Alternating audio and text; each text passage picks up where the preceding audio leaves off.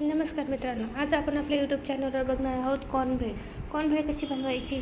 मी कॉर्नचे दाणे काढून घेतलेले आहेत अशा प्रकारे आणि ते कुकरमध्ये शिजायला घातलेले आहे. त्याच्यात पाणी टाकलेलं आहे, थोडं मीठ घातलेलं आहे आणि थोडी हळद घातलेली आहे.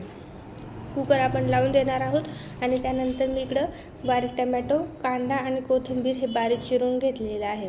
त्याचप्रमाणे मी बाहेरून आलू शेव आणलेले आहेत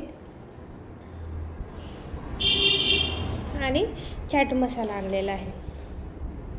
हा बघा, मी सुहानाचा यूज केलेला आहे. तुम्हाला लागेल त्या कंपनीचा तुम्ही यूज करू शकतात. आता दाणे आपले शिजून झालेले आहेत. मी दाणे डिशमध्ये काढलेले. त्याच्यात कांदा, टमॅटो, कोथिंबीर, आलू शेव, थोडं तिखट, मीठ आवडत असले त्यानुसार तिखट घालायचे. ते टाकून थोडा चाट मसाला वरून घातला आहे मी आणि लिंबू पिळून घेतलेलं आहे आपल्या आवडीनुसार. हे मुलांना नाश्त्यालाही दिलं किंवा त्यांच्या टिफिनलाही दिलं तर त्यांना खूप आवडेल.